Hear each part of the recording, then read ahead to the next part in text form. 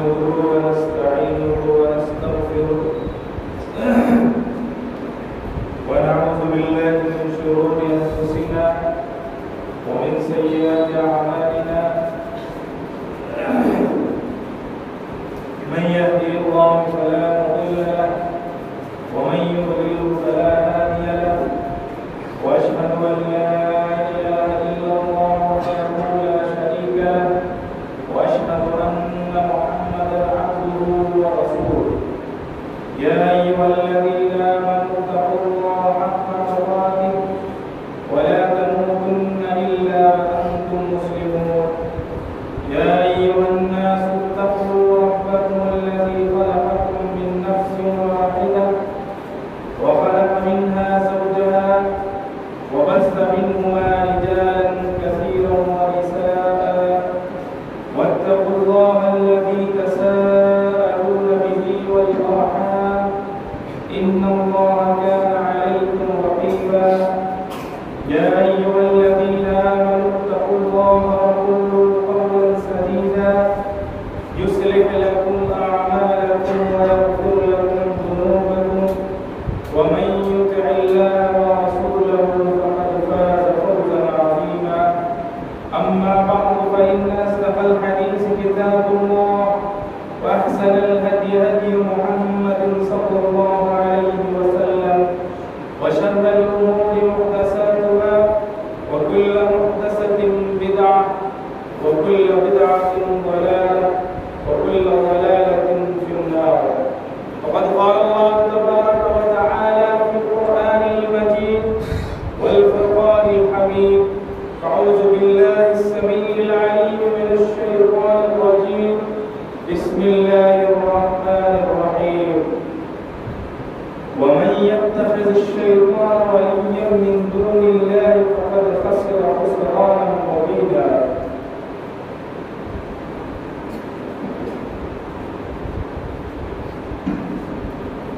محترم ناظرین الکرام عزیزان کرام بزرگ اور دوست پردہ نشین خواتین امت اسلامی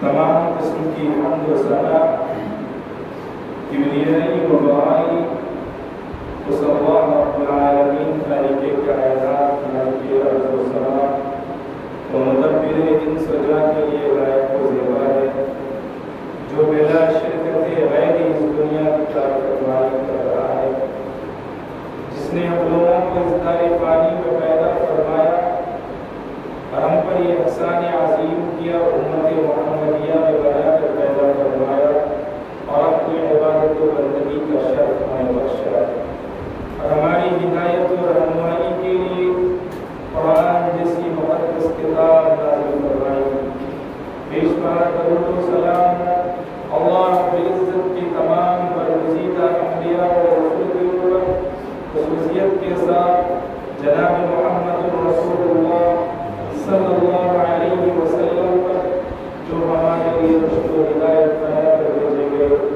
جن کی زندگی کا ایک ایک لمحہ ہمارے لیے نمونہ عمل ہے برادران اسلام اللہ تبارک و تعالی نے انسانیت کو پیدا فرمایا پھر اس کی رشد و ہدایت کے لیے انبیاء علیہ السلام پر تسلسل قائم فرمایا ہر پیغمبر نے اپنی قوم ملت کے ہر فرد کو اللہ رب العزت سے اپنا تعلق مضبوط کرنے کا حکم دیا اور اس بات کا درس دیا کہ انسان نسیان سے ہے وَمَا سُمِّيَ الْإِنسَانُ إِلَّا لِنَسْيٍ انسان کو انسان اسی لیے کہا جاتا ہے یہ بھول جاتا ہے مگر بھول جانے والا خطا کرنے والوں میں وہ انسان سب سے بہتر ہے جو اپنے رب کی طرف لوٹ آئے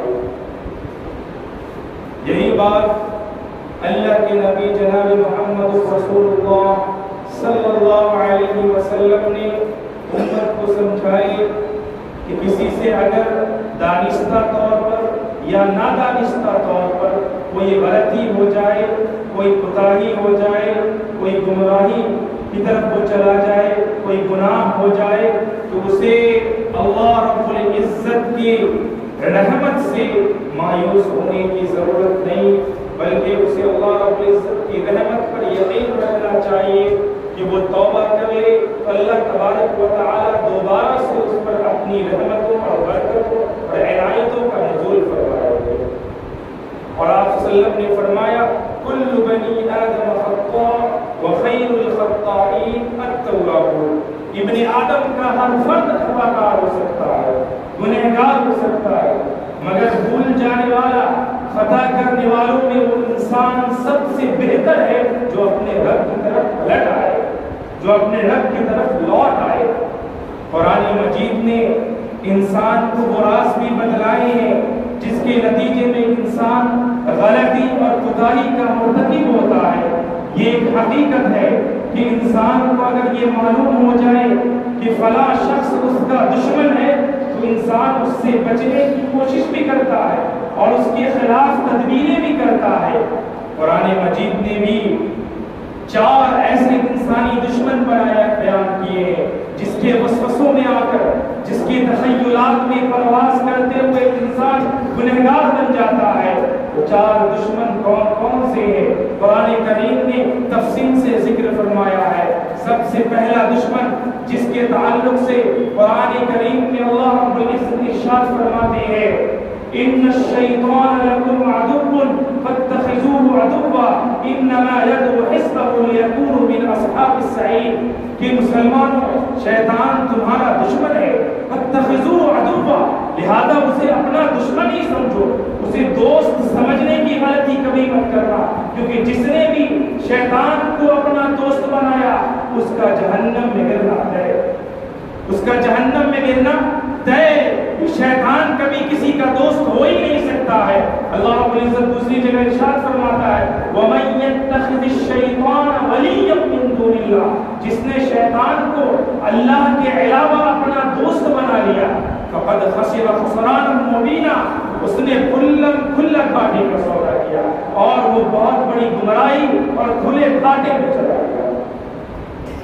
شیطان کبھی دوست نہیں بن سکتا، اور دنیا کا سب سے بڑا احمق اور بے وقوف ہے وہ انسان جس کو یہ بات معلوم ہو کہ فلاں میرا دشمن ہے اور انسان اس دشمن کے خلاف تدبیر بھی نہ کرے اور اس کے وار سے بچنے کے لیے اپنے آپ کو حفاظت بھی نہ لے جائے، اپنے آپ کو حفاظت میں بھی نہ لے جائے، ایسا انسان احمق ہے۔ اللہ رب العزت نے قرآن کریم میں ہر جگہ ارشاد فرمایا کہ شیطان تمہارا دشمن ہے۔ یا ایھا الذین آمنوا ادخلوا فی السلم کافہ ولا تتبعوا خطوات الشیطان انہ لکم عدو مبین، کہ شیطان کے قدموں کی اتباع نہ کرو، وہ تمہارا کھلا دشمن ہے۔ عدو مبین قرآن نے کہا، وہ دوست نہیں ہو سکتا جس نے حضرت آدم اور حوا کو اللہ رب العزت نے جس شجر کے پاس جانے سے منع کیا تھا اس نے اس میں سے بہکا دیا اور شجر ممنوعہ کا پھل کھلا دیا اور کوتاہی کا ارتکاب کروا دیا، اور وہ بھی کس طریقے سے وَقَاسَمَهُمَا إِنِّي لَكُمَا لَمِنَ النَّاصِحِينَ، قسم کھا کر اپنی بات کو مضبوطی دے کر یہ کہا کہ میں تمہارا بہت بڑا خیر خواہ ہوں، اور ان سے اس چیز کا ارتکاب کرایا جس سے اللہ رب العزت نے منع کیا۔ شیطان کبھی دشمن نہیں ہو سکتا، شیطان کبھی دوست نہیں ہو سکتا، اس کی زندگی کا مقصد ہی یہی ہے کہ اللہ کے بندوں کو گمراہ کیا جائے۔ وہ تو ٹھان کر دنیا میں آیا ہے کہ اللہ کے ایک بندے کو جہنم میں گرانا، تو ٹھان کے آیا۔ لہذا شیطان انسان کا بہت بڑا دشمن ہے۔ جب انسان اس آیت کریمہ کو پڑھ لیتا ہے، سمجھ لیتا ہے، اعوذ باللہ من الشیطان الرجیم، لا حول ولا قوت الا باللہ، اور اس طرح کے دیگر اذکار کو اختیار کرتا ہے جو اللہ کے نبی جناب محمد رسول اللہ صلی اللہ علیہ وسلم نے شیطان کے وسوسوں سے بچنے کے لیے، اس کے حملوں سے بچنے کے لیے بتلائی ہے، تو انسان کو اللہ رب العزت شیطان کے وار سے محفوظ کر دیتے ہیں۔ لیکن جہاں بہت سارے لوگ شیطان کے وسوسوں سے بچ جاتے ہیں، وہیں بہت سارے لوگ ایسے بھی ہیں جو اس بات کو سمجھنے سے قاصر ہیں، جن کے نتیجے میں ان کے لیل و نہار، ان کے شب و روز اللہ رب العزت کی نافرمانی میں ہی گزرتے ہیں۔ اللہ رب العزت کی معصیت میں گزر رہے ہیں۔ اس دشمن پہ کنٹرول کرنے والا جب کنٹرول کر لیتا ہے، اپنے آپ کو اللہ تبارک و تعالی کی حفاظت میں دے دیتا ہے، تو ایک دوسرا دشمن انسان کے سامنے آتا ہے، دوسرا دشمن انسان کے سامنے رونما ہوتا ہے۔ وہ دوسرا دشمن بڑا ہی عجیب دشمن ہے، جس کے پیچھے آج پوری دنیا بھاگ رہی ہے، جس کی رنگینیوں میں پڑھ کے، جس کی خوبصورتی میں انسان پڑھ کے اپنی آخرت کو بھول بیٹھا ہے، اپنی آخرت سے ہاتھ دھو بیٹھا ہے۔ وہ دوسرا دشمن کون ہے؟ قرآن میں اللہ رب العزت نے ارشاد فرمایا فَلَا تَغُرَّنَّكُمُ الْحَيَاةُ الدُّنْيَا وَلَا يَغُرَّنَّكُمْ بِاللَّهِ الْغَرُورُ کہ مسلمانوں یہ دنیا کی زندگی کو حقیقی نہ سمجھو، یہ دنیا کی زندگی دھوکے کے سوا اور کچھ بھی نہیں۔ لیکن آگے اللہ نے یہ بھی فرمایا فَلَا تَنْسَ نَصِيبَكَ مِنَ الدُّنْيَا دنیا میں جو زندگی، دنیا میں جو میں نے تمہارا حصہ مقرر کیا ہے اس حصے کو بھی نہ بھولو۔ لیکن اللہ رب العزت نے تمہیں جو زندگی دے رکھی ہے، اس زندگی میں غالب پہلو تمہارا دین کا ہونا چاہیے۔ دنیا حاصل کرو لیکن غالب دین کو کرو، غالب دین کو کرو، دنیا غالب نہیں ہونی چاہیے۔ جب تک آپ کی دین دنیا پر غالب ہے تب تک آپ کا معاملہ سیٹ ہے، لیکن جب آپ کی دنیا آپ کے دین پر غالب ہو گئی اور آپ کا دین مغلوب ہو گیا تو اس دن آپ آخرت سے دور ہو جائیں گے، اللہ سے غافل ہو جائیں گے۔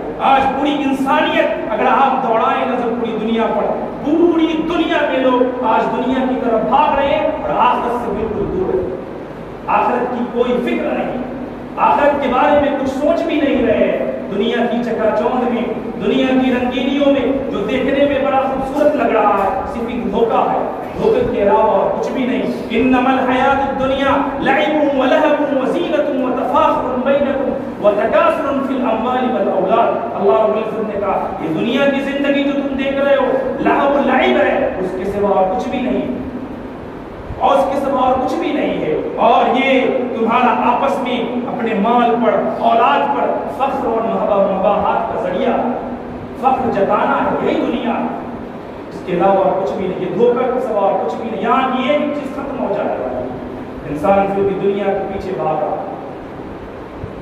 اور اپنی آخرت کو برباد کیے ہوا۔ اللہ کے نبی جناب محمد رسول اللہ صلی اللہ علیہ وسلم نے یہی بات صحابہ کو سمجھائی اور ایک مثال سے سمجھائی اور فرمایا هل من احد يمشي على الماء الا ابتلت قدماه، ایک شخص پانی پہ تو چلتا ہے کیا اس کے پاؤں بھیگے گا؟ صحابہ نے کیا یا رسول اللہ کوئی شخص اگر پانی پہ چلے اور اس کے پاؤں بھیگے نہ، وہ ایسا کیسے ہو سکتا ہے؟ فرمایا ان صاحب الدنيا لا يسلم من الذنوب کہ دنیا کی رنگینیوں میں پڑنے والا شخص، اسی طرح دنیا کی زندگی کو حقیقی سمجھنے والا شخص کبھی بھی گناہوں سے نہیں محفوظ ہے۔ لا يسلم من الذنوب، کبھی بھی گناہوں سے محفوظ نہیں، کیونکہ اس کے ذہن میں بس ایک ہی بات رہتی ہے دنیا حاصل کرنا، کیسے بھی حاصل ہو، حرام ذرائع سے ہو، حلال ذرائع سے، اس کا مقصد صرف دنیا کا حصول ہوتا۔ اور ایک بات بتاؤ، انسان جتنا اپنی مرضی کا چاہتا ہے کہ دنیا ہمیں مل جائے اتنا نہیں ملتا، ملتا اتنا ہی ہے جتنا اللہ رب العزت چاہتا ہے۔ آپ جتنا بھی ہاتھ پاؤں مار لیں، جتنی بھی کوشش کر لیں، آپ کو ملے گا وہی جتنا رب چاہے گا۔ انسان جتنی دنیا طلب کرنا چاہتا ہے اتنا نہیں ملتا، لیکن جب انسان آخرت کی طلب کرتا ہے اللہ سے کہ اللہ مجھے آخرت کی نعمتیں دے دے، آخرت مجھے مل جائے، جب انسان آخرت چاہتا ہے تو اللہ اس کو اتنا دیتا ہے جتنا انسان چاہتا ہے۔ لیکن جب انسان دنیا چاہتا ہے اس کو دنیا اتنی نہیں ملتی جتنا انسان چاہتا ہے، اتنا ملتا ہے جتنا رب چاہتا ہے۔ قرآن نے نقشہ کھینچا ہے، قرآن نے نقشہ کھینچا ہے، من کان یرید الآخرۃ من کان یرید الدنیا من اراد الآخرۃ عجلنا له فیہا ما نشاء لمن نرید ثم جعلنا له جہنم یصلاها مذموما مدحورا ومن اراد الآخرۃ وسعى لها سعیها وهو مؤمن۔ زبردست آیت۔ اللہ رب العزت کہتا ہے کہ جو شخص دنیا طلب کرنا چاہتا ہے، طالب دنیا اور طالب آخرت کا فرق بتایا گیا کہ جو شخص دنیا کی طلب چاہتا ہے، دنیا حاصل کرنا چاہتا ہے، عجلنا له فیہا ما نشاء، تو اسے اتنا ہی ملتا ہے جتنا ہم چاہتے ہیں، جتنا ہم چاہتے ہیں۔ اور دنیا کا طالب اس کا انجام کیا ہے؟ اللہ رب العزت نے آگے بڑھایا کہ جو دنیا حاصل کرنا چاہتا ہے، اس کی رنگینیوں میں پڑھنا چاہے گا، تو ظاہر سی بات ہے کہ وہ آخرت سے دور ہو جائے گا، اور جب آخرت سے دور ہوگا اس کا نتیجہ کیا ہوگا؟ جہنم ہوگا۔ ثم جعلنا له جہنم یصلاها مذموما مدحورا، پھر اس کا ٹھکانہ جہنم ہے، ہم نے اس کے لیے جہنم بنا کے رکھا ہوا ہے، بہت بری جگہ۔ اور ومن اراد الآخرة وسعى لها سعيها وهو مؤمن، لیکن اگر کوئی مومن جو آخرت کا طلبگار ہے، آخرت چاہتا ہے، تو اللہ کہتا ہے وسعى لها سعيها، جتنی بھی کوشش وہ کرتا ہے اس کی کوشش کے تعلق سے ہم اسے اتنا دے دیتے ہیں آخرت جتنا وہ چاہتا ہے۔ ضرورت اس بات کی ہے کہ ہم دنیا کی زندگی جو فانی ہے، ختم ہو جانے والی ہے، یہاں کی ایک ایک چیز کو فنا ہے، وہ ختم ہو جانے والی ہے، آخرت کی زندگی کو بقا حاصل ہے، جو ابدی دائمی سرمدی زندگی ہے۔ یہ تو بہت بڑے گھاٹے کا سودا ہوگا کہ جو دنیا کی آخرت کی زندگی پر دنیا کی زندگی کو ترجیح دے۔ عقل مند تو وہ ہے جو آخرت دنیا کی زندگی پر آخرت کی زندگی کو ترجیح دے۔ اسی لیے مسلمان ضرورت اس بات کی ہے کہ ہم دنیا کی طلب اتنا ہی کریں، دنیا میں جو اللہ نے ہمارا حصہ مقرر کیا ہے اسی کو حاصل کرنے کی کوشش کریں، لیکن ایک بات یاد رکھتے ہوئے کہ غالب دین کو کریں، دین سے دوری نہیں ہونی چاہیے۔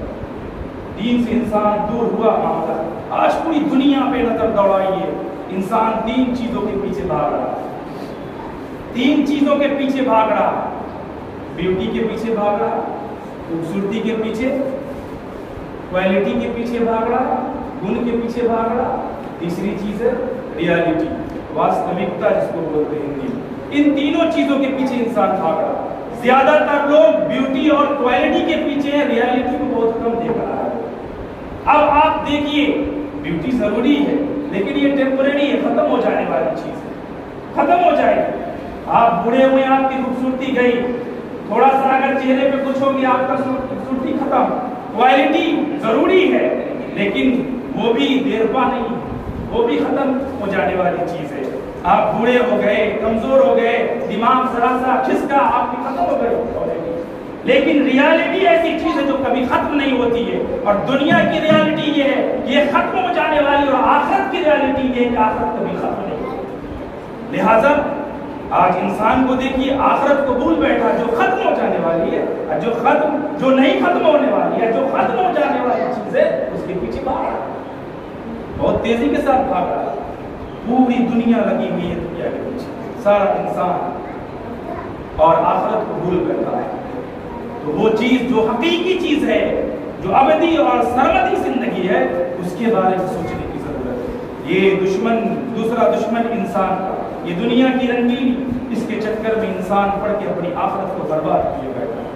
جب انسان اپنے اس دوسرے دشمن پر کنٹرول کرتا ہے تو ایک تیسرا دشمن انسان کے سامنے آتا ہے۔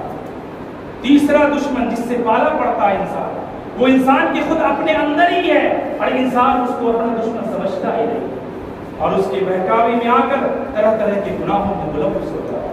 تیسرا دشمن کون ہے؟ قرآن کریم میں اللہ رب العزت نے حضرت یوسف علیہ السلام کی زبانی ارشاد فرمایا، وَمَا أُبَرِّئُ نَفْسِي إِنَّ النَّفْسَ لَأَمَّارَةٌ بِالسُّوءِ، انسان کا اپنا نفس بھی انسان کو برائیوں کو اکساتا ہے، اور انسان کا جو نفس ہے یہ بڑا خطرناک دشمن ہے، انسان بہت بڑا دشمن ہے یہ، اور یہ گناہوں کا رسیہ جس کو بولتے ہیں، گناہوں کا، خواہشات کا یہ بہت بڑا رسیہ ہوتا ہے۔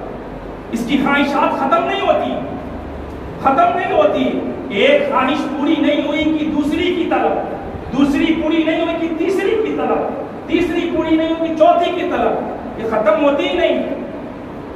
ایک شخص نے کہا ہے کہ خواہشات کی مثال ایسی ہے نفس کی، جیسے کسی استسقا کے مریض، یعنی جس کو پانی پینے کی بیماری ہو، جس کو دریائے دجلہ کا پورا پانی بھی پلا دیا جائے تو اس کا گلا خشکی رہے گا، وہی معاملہ اس نفس کا ہے۔ گناہ پہ گناہ کرے گا، غلط کام پہ غلط کام کی طرف آپ کو اکسائے گا، لیکن پھر بھی خواہش پوری ہوگی، پھر دوسری خواہش، تیسری، کبھی ختم ہی نہیں ہوتی، کبھی ختم نہیں ہوتی۔ اور علامہ بویسری نے بڑی زبردست بات کہتے ہیں کہ خواہشات نفسانی جو انسان کی ہے، انسان کا جو نفس ہے، یہ شیرخوار بچے کی طرح ہے، دودھ پیتے بچے کی طرح، جو بھی ماں کا دودھ پی رہا ہے، ابھی گودی میں ہے، اس کی طرح ہے۔ اگر اس کا دودھ نہ چھوڑایا جائے تو جوان ہو کر بھی وہ دودھ ہی مانگے گا۔ اسی طریقے سے یہ نفس ہے کہ اگر اس کو کنٹرول میں نہ کیا جائے تو یہ ہر وقت آپ کو گناہوں کو اکسائے، ہر وقت گناہوں کو اکسائے۔ جس طریقے سے ماں ایک بچے کے دکھ کو برداشت کر کر اس کے بچپن میں دودھ چھڑا دیتی ہے اور اسے روٹی چاول دال کھلانے کی عادت لگاتی ہے، پھر وہ دودھ سے بیزار ہو جاتا ہے۔ اسی طریقے سے انسان نفس امارہ جو گناہوں کا خوگر ہے، جو گناہوں کا رسیا ہے، اس کو انسان اللہ رب العزت کی عبادت، ریاضت اور مجاہدہ کر کے انسان اس کو کنٹرول میں کر لے تو انسان کو گناہوں سے وہ بالکل بیزار ہو جاتا ہے، اور جب گناہوں سے بیزار ہوتا ہے تو وہ نفس لوامہ میں کنورٹ ہوتا ہے۔ قرآن کریم میں نفس انسانی کی 3 قسمیں بیان کی گئی: نفس امارہ، نفس لوامہ، نفس مطمئنہ۔ نفس امارہ کی فطرت میں یہ بذاتی ہی جو ہے یہ گناہوں کا خوگر ہے، لیکن جب انسان اس سے کنورٹ ہوتا ہے تو وہ نفس لوامہ میں پہنچ جاتا ہے، یعنی انسان کو گناہ کرنے کے بعد بوجھ محسوس ہونے لگ جائے۔ جب آپ سے کوئی غلطی ہو گئی، کوئی گناہ ہو گیا، کوئی حدود الہی کو آپ نے پامال کر دیا، اس کو کرنے کے بعد آپ کو بوجھ محسوس ہونے لگے دل میں، کوئی بہت بڑی غلطی ہو، دل بھاری ہو جائے، تو پھر آپ سمجھ لینا کہ آپ نفس لوامہ میں پہنچ گئے۔ نفس لوامہ آپ کو مل چکا ہے، اور جب نیکی کرنے کے بعد خوشی محسوس ہونے لگ جائے اور لذت آنے لگ جائے تو سمجھ لیجئے کہ نفس مطمئنہ اللہ کا جی۔ گناہ کر کے اگر کچھ نہ محسوس ہو تو سمجھیے کہ نفس امارہ بھی امارہ آپ کے پاس ہے، اور گناہ کرنے کے بعد بھاری پن محسوس ہوئے، دل میں ایک عجیب سی کیفیت ہونے لگ جائے تو سمجھیے گا کہ نفس لوامہ میں ہے۔ اور جب نیکی کرنے کے بعد آپ کو خوشی محسوس ہو، مزہ آنے لگ جائے نیکی کرنے کے بعد، تو سمجھ لیجیے کہ نفس مطمئنہ میں پہنچ گئے۔ اور جب انسان نفس مطمئنہ میں پہنچتا ہے تو اس کا ایک ہی ٹھکانہ جنت ہے۔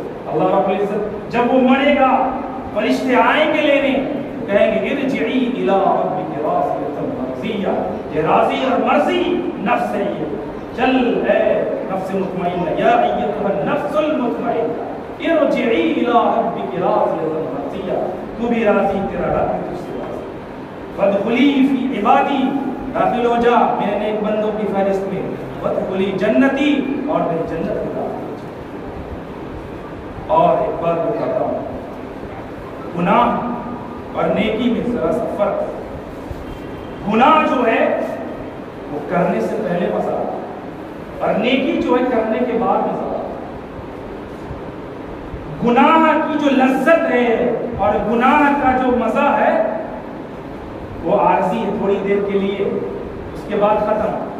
لیکن نیکی کا جو مزہ ہے وہ دیر کا ہے، ہمیشگی کا ہے، ہمیشہ اس کا مزہ انسان ہے، بڑی خوشی ہوتی ہے۔ برائی کا بدلہ برائی ہے اور نیکی کا بدلہ نیکی ہے، گناہ کا انجام جہنم ہے اور نیکی کا انجام جنت ہے۔ لہذا اپنے نفس کو کنٹرول کیجیے، اور یہ بہت بڑا دشمن ہے انسان کا۔ اللہ کے نبی صلی اللہ علیہ وسلم نے اس کو کنٹرول کرنے کے لیے ایک دوا بتلائی ہے، بہت ہی پیاری دعا اللہ کے نبی صلی اللہ علیہ وسلم نے سکھائی۔ ہمارے نبی نے ہر کچھ سکھایا ہے، ہم پڑھے تو صحیح، ہم اللہ کے نبی صلی اللہ علیہ وسلم کی سیرت کا مطالعہ کریں تو صحیح، اور اپنے نبی کی زندگی کو اٹھا کر دیکھیں تو صحیح، اپنی زندگی کے ایک ایک معاملات میں اللہ کے نبی صلی اللہ علیہ وسلم کی زندگی سے ہم حاصل کریں تو صحیح طریقہ کہ آپ نے بتایا کیا ہے، غور کریں، نماز آپ نبی کی سیرت کو پڑھیں، تب آپ کو پتہ چلے گا کہ نبی نے ایک چیز بتا دیا۔ شکل ابن حمید رضی اللہ تعالی عنہ راوی حدیث ہیں، سنن ابی داؤد کی روایت ہے، مسند احمد کی روایت ہے کہ اللہ کے نبی صلی اللہ علیہ وسلم کے پاس آئے اور فرمانے لگے یا رسول اللہ علمنی دعاء، مجھے کوئی دعا سکھائیے۔ آپ نے زندگی جینے کا ہر طریقہ اور سلیقہ تو سکھا دیا، لیکن انسان اپنے نفس کی شرارتوں سے کیسے محفوظ رہے یہ طریقہ بتلائیے۔ آپ صلی اللہ علیہ وسلم نے ان کا ہاتھ پکڑا اور فرمایا کہ ایک دعا ہے، اسے پڑھ لیا کرو، اور فرمایا اللہم انی اعوذ بک من شر السمع ومن شر عینی ومن شر لسانی ومن شر قلبی ومن شر منی. آپ صلی اللہ علیہ وسلم نے فرمایا کہ اللہم انی اعوذ بک من شر سمعی، اے اللہ مجھے میری سماعت کی شر سے محفوظ فرما. ومن شر عینی، ایک حدیث میں بصری کا لفظ معنی دیکھنا ہی ہوتا ہے، مجھے میری بصارت کی شر سے محفوظ فرما. ومن شر لسانی، مجھے میری زبان کی شر سے محفوظ فرما. ومن شر قلبی، مجھے میرے دل کی شر سے محفوظ فرما. ومن شر منی، اور مجھے میری طاقت و قوت کی شر سے محفوظ فرما. میں کسی پر سوار ہو جاؤں اور زنا کی طرح ایک بہت بڑی گناہوں میں ملوث ہو جاؤں. جب انسان محسن انسانیت کی بتائی ہوئی اس دعا کو پڑھ لیتا ہے تو اللہ رب العزت کی رحمت اس انداز سے برستی ہے کہ انسانی زندگی کے جو گناہوں کے پہلو ہیں اللہ رب العزت اسے ختم کر دیتا ہے، اور اللہ رب العزت اسے اس کے نفس کی شرارتوں سے محفوظ کر دیتا ہے، اور انسان اپنے نفس کی شرارتوں سے محفوظ ہو جاتا ہے. جب اس دشمن پہ انسان کنٹرول کرتا ہے، ایک تیسرا دشمن انسان کے سامنے آتا ہے، چوتھا دشمن انسان کے سامنے نمودار ہوتا ہے. اور یہ ایسا ٹریک ہے گناہ کا جو بہت ہی خطرناک ٹریک ہے. یعنی انسانی زندگی میں گناہ کا اس سے بڑا کوئی پہلو ہے ہی نہیں. اس کے باوجود قرآن کریم میں اللہ رب العزت نے ارشاد فرمایا ارأیت من اتخذ الہہ ہوا وأضلہ اللہ علی علم وختم علی سمعہ وقلبہ وجعل علی بصرہ غشاوہ ومن یہدیہ من بعد اللہ. یہ علم کیا جانے کے بعد، انسانی زندگی کا ادراک کر لینے کے بعد، معرفت و عرفان حاصل کر لینے کے بعد بھی اللہ رب العزت کے بارے میں، نبی علیہ السلام کے بارے میں انسان معرفت حاصل کر لینے کے بعد بھی اپنی خواہشات کو مقدم کرتا ہے، اور اللہ رب العزت کی بتائے ہوئے طریقوں سے پہلو تہی کر لیتا ہے اور اپنی خواہشات نفسانی کا اسیر، قیدی اور غلام بن جاتا ہے، اسے اپنا معبود بنا لیتا ہے. اللہ رب العزت کہتا ہے ایسے شخص کو علم ہونے کے باوجود بھی ہم گمراہ کرتے ہیں. ومن یہدیہ من بعد اللہ، پھر اللہ کے بعد اسے کون ہدایت دے سکتا ہے؟ جس نے اپنے چاہت کو اپنا خدا بنا لیا، جس نے اپنی خواہشات کو اپنا معبود بنا لیا، وہ تو قیدی بن گیا، غلام بن گیا اپنی چاہت اور اپنی خواہشات کا. وہ گمراہ ہو گیا، برباد ہو گیا. اب اس کی جلدی پلٹنے کی امید نہیں ہے. اچھا، انسان خواہشات نفسانی کا غلام بنتا ہے اور اپنی چاہت کا اسیر قیدی بن جاتا ہے. اس کی وجہ جانتے کیا ہے؟ وہ یہ سمجھتا ہے کہ جو چیز وہ کر رہا ہے وہ اچھا کر رہا ہے، جو کام وہ کر رہا ہے وہ اچھا کام کر رہا ہے. غور سے سنیے گا، بہت امپورٹنٹ پوائنٹ کی بات کر رہا ہے، قیمتی بات لے کر یہاں سوچیے. اچھا کام کر رہا ہے. امام ابن قیم رحمہ اللہ نے قیمتی بات کی، فرماتے ہیں ان الشیطان قال، شیطان کہنے لگا اہلکت بنی آدم بالذنوب، میں نے ابن آدم کو گناہوں کے ذریعے سے ہلاک کر دیا. وَهَلَكُونِي بِالْإِسْتِغْفَارِ وَبِلَا إِلَهَ إِلَّا اللَّهِ. لیکن محسن انسانیت صلی اللہ علیہ وسلم نے انسانیت کو جو طریقے بتا دیے اس کو اختیار کرنے والا، لا الہ الا اللہ پڑھنے والوں نے، استغفار کرنے والوں نے مجھے ہلاک کر دیا. شیطان کہتا ہے مجھے ہلاک کر دیا. لما رأیت ذلک، جب میں نے دیکھا کہ میرے وسوسوں کے مقابلے میں ذکر الہی مجھے گھائل کر رہا ہے، ثبت فیہم الاہواء، تو میں نے انسان کی خواہشات کو جگانا شروع کر دیا. انسان کی خواہشات کو، مسلمانوں کی خواہشات کو جگانا شروع کر دیا اور اسے ان خواہشات پر اطمینان دلوا دیا.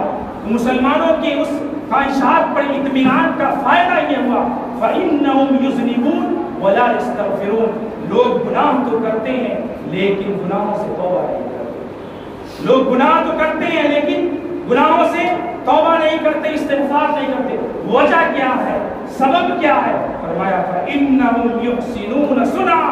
وہ اس لیے نہیں کرتے، وہ سمجھتے ہیں کہ وہ نیکی کر رہے ہیں، وہ سمجھتا ہے کہ وہ اچھا کام کر رہا ہے. اور گناہ کو نیکی سمجھ کے کرنے والا کبھی گناہوں سے توبہ نہیں کرتا.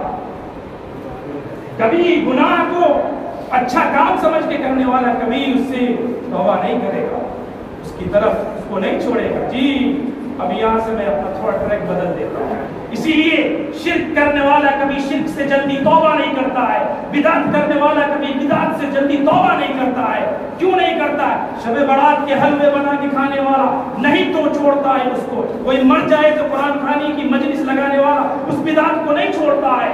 کیوں نہیں چھوڑتا؟ سمجھتا ہے کہ میں نیکی کر رہا ہوں۔ تعویذ بنا کے لٹکانے والا نہیں تعویذ اتار کے پھینکتا ہے، کیوں سمجھتا ہے؟ نہیں پھینکتا، وہ سمجھتا ہے کہ اچھا کام کر رہا ہے، اللہ کا کلام تو اس کے اندر لٹکا کے باندھا ہے۔ کبھی کھول کے دیکھا کہ اس کے اندر کیا دیکھا؟ نہیں دیکھا۔ جی وہ سمجھتا ہے کہ وہ نیکی کر رہا ہے، اچھا کام کر رہا ہے، اسی لیے تو نہیں چھوڑتا ہے۔ شیطان کا بہت بڑا حربہ ہے، بہت بڑا حربہ ہے شیطان، جس نے پوری دنیا کو گھما کے رکھا ہے۔ اور انسان یہ سمجھتا ہے اچھا کام کر رہے ہیں۔ اور کسی محدث کا قول ہے، بہت زبردست قول ہے، بہت ہی شاندار اور جاندار قول ہے کہ شیطان جب انسان گناہ کرتا ہے تو شیطان کو اتنی خوشی نہیں ہوتی۔ غور سے سنیے، جب انسان گناہ کرتا ہے تو شیطان کو اتنی خوشی نہیں ہوتی، کیونکہ شیطان جانتا ہے گناہ تو انسان چھوڑ دے گا اور توبہ کر لے گا، اللہ معاف کر دے گا۔ لیکن جب انسان شرک اور بدعت کرتا ہے تو شیطان اس سے زیادہ خوش ہوتا ہے۔ کیوں؟ کیونکہ شیطان سمجھتا ہے کہ یہ انسان نہیں چھوڑے گا جلدی۔ کیوں نہیں چھوڑے گا؟ اس لیے کہ وہ سمجھتا ہے کہ وہ نیکی کر رہا ہے، اور جس چیز کو نیکی سمجھ کے انسان کرنے لگ جائے وہ جلدی اس کو نہیں چھوڑتا۔ جی اسی وجہ سے کسی تعویذ لٹکائے ہوئے آدمی کو کہیے کہ اتار کے پھینک دو، اس سے تمہارے عقیدے ایمان خراب ہو رہے ہیں، نہیں پھینکے گا۔ مولانا دیا تھا، باندھ دیا تھا، مولانا دیا تھا 1000 میں دیا، 1500 میں دیا ہے۔ ارے وہ آپ کے ایمان و عقیدے کے لٹیرے ہیں جو آج دنیا میں بیٹھے ہوئے ہیں۔ آپ خود بھی جہنم میں جائیں گے، آپ کو لے کر بھی جہنم میں جائیں گے۔ جی میں ایک جگہ پڑھانے گیا تھا، وہاں 150 سے اوپر بچے پڑھتے تھے، سب کے گلے میں تعویذ، سب کو بابا بنا کے رکھے ہوئے تھے، بڑا بڑا تعویذ لگتا ہے، گلے پہ سب کی تعویذ اتروا دی۔ پورے گاؤں میں ہنگامہ مچ گیا، پورے گاؤں کی عورتیں اور مرد نے مجھے گھیر لیا مارنے کے لیے۔ مولوی کو آج نہیں چھوڑیں گے، پیٹ دیں گے۔ ہم نے کہا آجا، مسجدیں میں تمہارا گاؤں چھوڑ کے نہیں جائے، کوئی مسجد میں داخل نہیں ہوا۔ ہم نے مرد کو سمجھایا کہ تم کیسے مرد ہو کہ تمہارا اپنی عورتوں پہ زور نہیں چلتا، کہ امام کے پاس بلنا چوکی لے کے پہنچ گئی ہے، تمہاری اپنی عورتوں پہ زور نہیں چلتا، لے جاؤ یہاں سے اپنی عورتوں کو۔ اس کے بعد 20 جمعہ لگاتار تعویذ کی مذمت پر میں نے خطبہ دیا، بات سب کو سمجھ میں آ گئی کہ تعویذ کتنی خراب چیز ہے، کتنی احادیث اللہ کے نبی صلی اللہ علیہ وسلم نے بیان فرمائی ہے۔ تم سمجھتے ہو کہ میں نے لٹکا لیا تو میں ٹھیک ہو گیا، ارے جب تک وہ تمہارے اندر لٹکا رہے گا تب تک تمہاری بیماری نہیں جانے والی ہے۔ اور تعویذ نہیں، وہ جہنم کا قلادہ ہے جو تم نے اپنے گلوں میں لٹکایا ہوا ہے، جہنم کی آگ کا انگارہ ہے۔ خدا کی قسم، اللہ کے نبی صلی اللہ علیہ وسلم کی حدیثیں ہیں کہ جو اس پر مر گیا وہ کبھی بھی فلاح نہیں پائے گا، کبھی بھی فلاح۔ حضرت حذیفہ رضی اللہ تعالیٰ عنہ نے اپنی بیوی کے گلے میں دیکھا، کاٹ کے پھینک دیا، اتنا زور سے ڈالا، کہا ہم اہل نبوی ہیں اور ہمیں یہ زیب نہیں دیتا کہ ہم تعویذ لٹکائیں۔ کہا کہ ایک کاہن نے دے دیا تھا کہ بخار آتا ہے لٹکا لیتا۔ جی اتار کر پھینک دیا۔ ابن مسعود نے اپنی بیوی کے ہاتھ میں کڑا دیکھا، اس کی پہنی ہوئی تو اتار کے توڑ کر پھینک دیا۔ دوسری کی بیوی کا اتار کے نہیں پھینکیے گا تو جوتا لگ جائے گا، اپنی بیوی کا پھینک سکتے ہیں، ان کے شوہر کو کہیے کہ تم کاٹ کر پھینک دو۔ یہ حالت ہے آج۔ اور جانتے ایک بات بہت قیمتی بتاتا ہوں، وقت ختم ہو گیا، بہت زبردست، لیکن سوچ رہا ہوں کہ بتا دوں تاکہ آنکھ کھل جائے۔ ہم یہ سمجھتے ہیں کہ کسی کو جن بت پکڑ لیا، سحر ہو گیا، جادو ہو گیا، سمجھ مولانا کے پاس گئے، ایک تعویذ لٹکا دیا اور اتنے دن سے پانی پھونک پھونک کر دے رہے تھے۔ اللہ تعالیٰ کی جو دعائیں بتائی ہوئی ہیں نبی علیہ السلام کی پڑھ رہے تھے، ٹھیک ہو رہے پھر بیمار پڑ جا رہے، تھوڑا دیر کے لیے ٹھیک ہو رہے پھر بیمار پڑ جا رہے، لیکن جیسے ہی مولوی صاحب نے تعویذ دیا ٹھیک ہو گئے، چمتکار ہو گیا۔ مولوی صاحب نے جیسے ہی تعویذ دی ٹھیک ہو گئے. اب ایمان اللہ پر سے ختم ہو گیا, توکل اور بھروسہ اللہ پر سے ختم ہو گیا. آپ کا بھروسہ اس تعویذ پر آ گیا کہ جیسے میں نے تعویذ لٹکائی ہمارا دکھ, ہمارے درد سب ختم ہو گئے. نہ, دکھ درد ختم نہیں ہوا تھا. میں بتاتا ابن قیم نے بہت زبردست بات یہ کی ہے. ایمان نہ یہ نہیں ہے, شیطان آپ کے ایمان, آپ کے عقیدے, آپ کے توکل اور بھروسے کو آزما. آپ دعائیں شرعی دعا پڑھ رہے تھے جو اللہ کے نبی نے بتلائی ہے, اس کو آپ پڑھ رہے تھے, ٹھیک ہو رہے ہیں, پھر خراب ہو رہے ہیں, ٹھیک ہو رہے ہیں, پھر خراب ہو رہے ہیں. شیطان ہٹ رہا ہے, آ رہا ہے, ہٹ رہا ہے, آ رہا ہے. آپ کے ایمان اور عقیدے کو آزما رہا ہے, چیک کر رہا ہے کہ اللہ پر اس کا ایمان اور عقیدہ کتنا مضبوط ہے, یہ شرک کی دہلیز پر قدم رکھتا ہے کہ نہیں رکھتا ہے. آپ کو آزماتا گیا, آپ اپنا پانی کو پھوک کے پی رہے ہیں, دعا پڑھ رہے ہیں, اور آخر میں نہیں کچھ ہوا. ایک دن ہوا مولانا کے پاس چلے گئے, آپ پہنچ گئے, شرک کی دہلیز پر آپ نے قدم رکھ دیا. اس کا اتنا ہی کام ہے آپ کو ایمان اور آپ کے عقیدے کا بینڈ بجوا دینا. آپ کی ایمان اور عقیدے آپ ہاتھ دھو بیٹھے اس سے.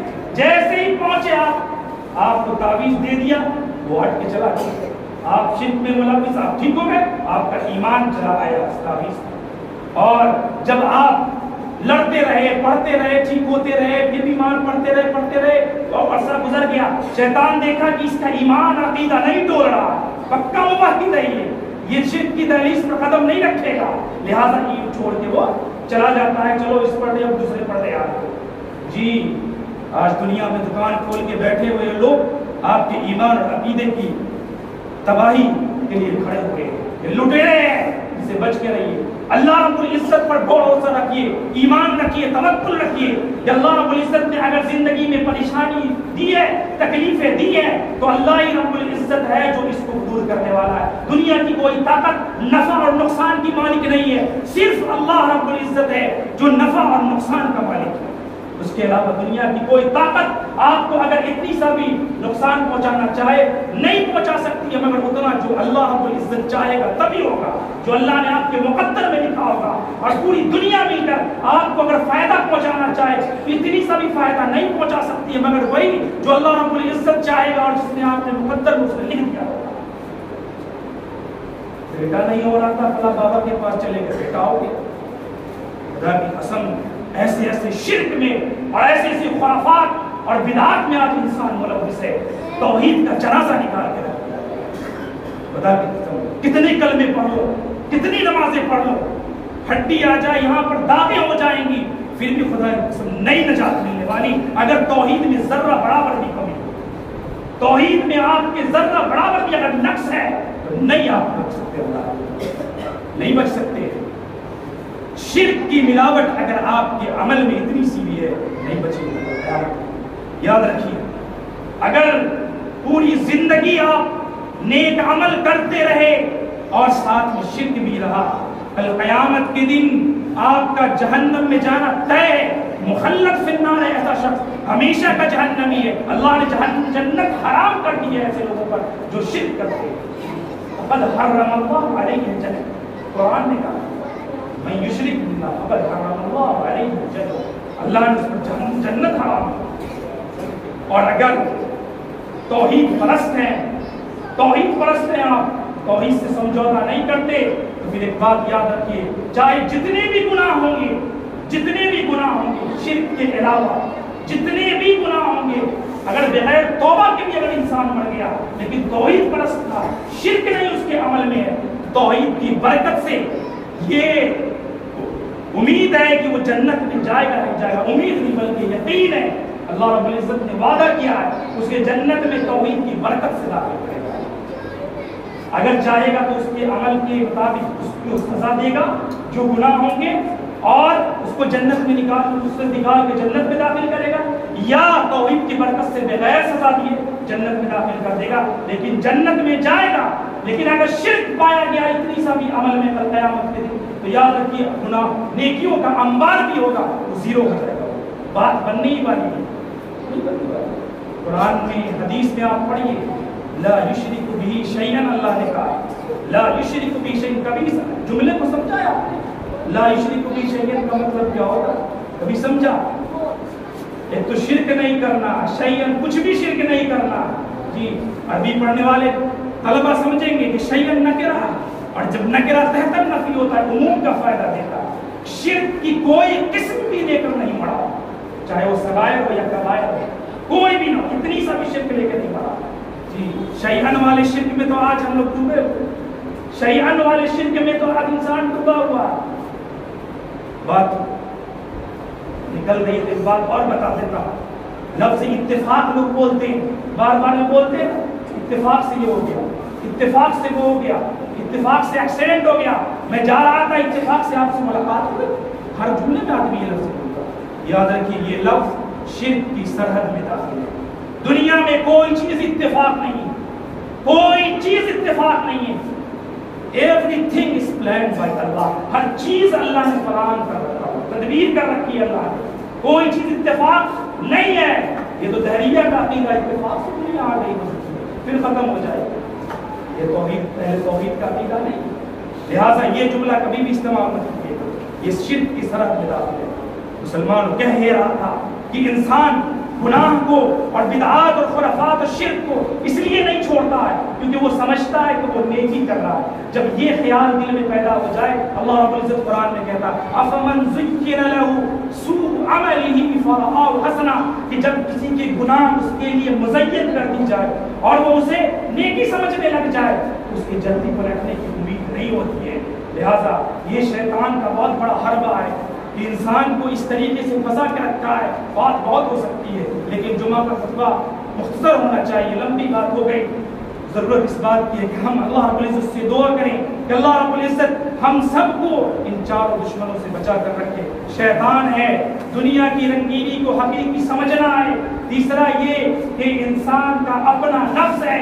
چوتھا یہ کہ انسان اپنی چاہت کا اسیر، قیدی اور غلام ہو جائے. اللہ تعالیٰ سے دعا ہے اللہ رب العزت ہم سب کو صحیح سمجھ عطا فرمائے.